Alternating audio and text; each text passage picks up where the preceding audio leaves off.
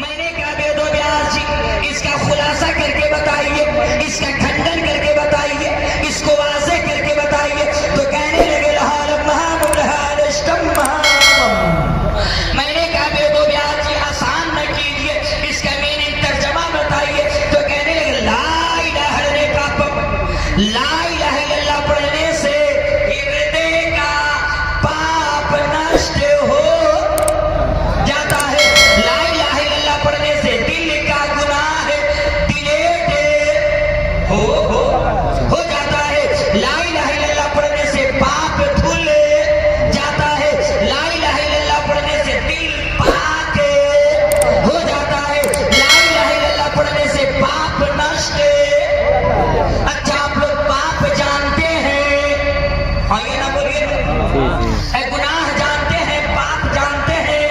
तो आज का मुसलमान पाप नहीं जानेगा तो कौन जानेगा? आ रहा है रमजान, अभी 2-4 दिन और बाकी है। रमजान आने से पहले हमारे चच्चा लोग की मत पूछिए, नौजवानों की भी हालत अजब सी है। डॉक्टर का पुर्जा जेब में, गैस की दवाई इतना बड़ा पत्ता जेब में, खुलेआम चौराहे में खड़ा होकर के कौन खाता है? और मिल गए हारून साहब, मिल गए अल्लामा शकील साहब, शेखुल हदीस खड्डा मदरसे के, खुलेआम रमजान के महीना में चाय पानी नहीं जानते हैं। गैस की बीमारी, गैस्ट्रिक की बीमारी परेशान किए हुए हैं, इसलिए देखिए वो लेके चल रहे हैं। तो आज का मुसलमान नहीं जानेगा पाप तो कौन जानेगा? और आज के नेता भी मुसलमान नेता कम बिगड़ा नहीं है।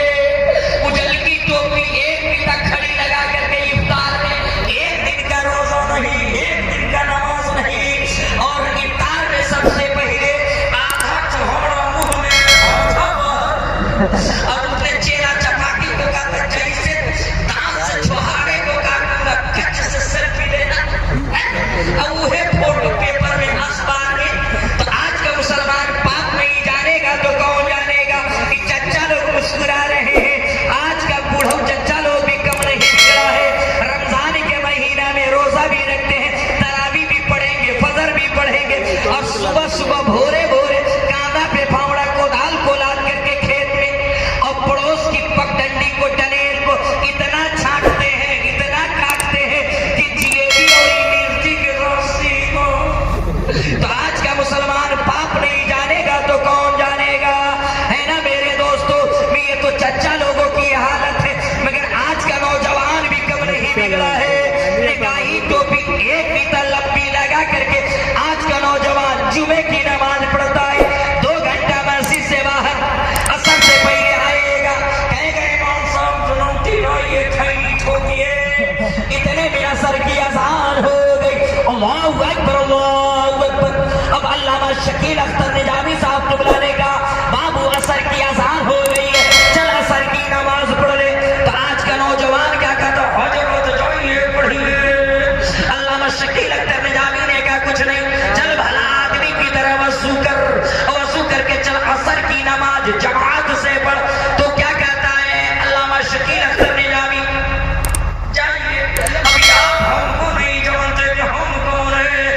अल्लामा शकील अख्तर निजामी ने कहा कुछ नहीं, चल भला आदमी की तरह नमाज पढ़। तो क्या कहता? हजरत अभी आप हमको नहीं जानते कि हम कौन। क्या पूरा इलाका जिला जवार जान लिया और तुमको नहीं जानूंगा? चल भला आदमी की तरह वजू कर, और वजू करके चल असर की नमाज पढ़ो। तो आज का नौजवान धीरे से, आहिस्ता से अल्लामा शकील साहब के कान में मुंह सटा के कहता है हजरत। क्या है? हंस के जुमले को मत डालिए मेरे दोस्त, मेरे पैगंबर, मेरे मुस्तफा इरशाद फरमाते हैं अत्तहारतु निस्फुल ईमान। अरे बाकी जो है आधा ईमान है। मुसलमानों को हमेशा पाक रहना चाहिए। क्या रहना चाहिए? क्या रहना चाहिए? क्या रहना चाहिए? मगर हारून भाई आजकल तो पत्ते नहीं चल पाता कि नौजवान पाक कैसे रहे। वो तो पहनता है भाई,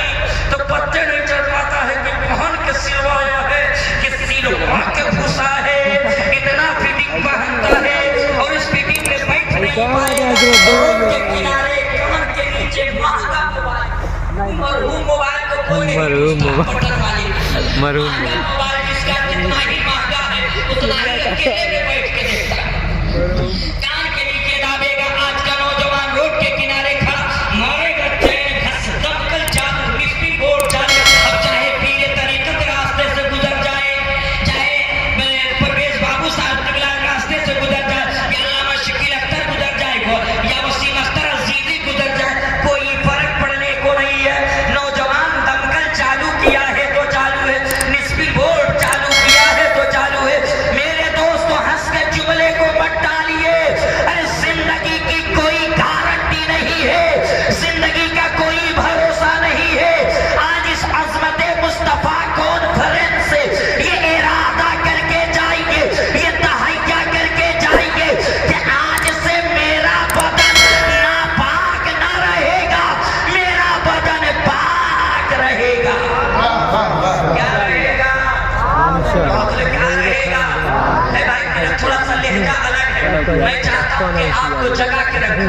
हालांकि सीरियस तकलीफ धुआंधार मैं नहीं करता हूँ, मगर ये 12 बजे के बाद अच्छे हमारा बन जाता है ना मेरे दोस्तों।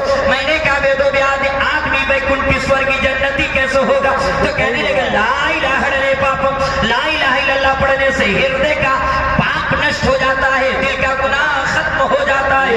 ये तो वेदों में बताया गया है, मगर मिशकात शरीफ की हदीस है। मेरे पैगंबर मेरे मुस्तफा इरशाद फरमाते हैं मन काल ला इलाहा इल्लल्लाह फदखलल जन्नह, जिस शख्स ने ला इलाहा इल्लल्लाह पढ़ लिया बस वो जन्नत में दाखिल कर दिया जाएगा, जन्नत में भेज दिया जाएगा। तो आपको भी जन्नत में जाने का मन है? अरे भाई मन है? जरा सा हाथ को उठा के बताइए तो कितने लोग जन्नत में जाना चाहते हैं? माशाअल्लाह। जन्नत में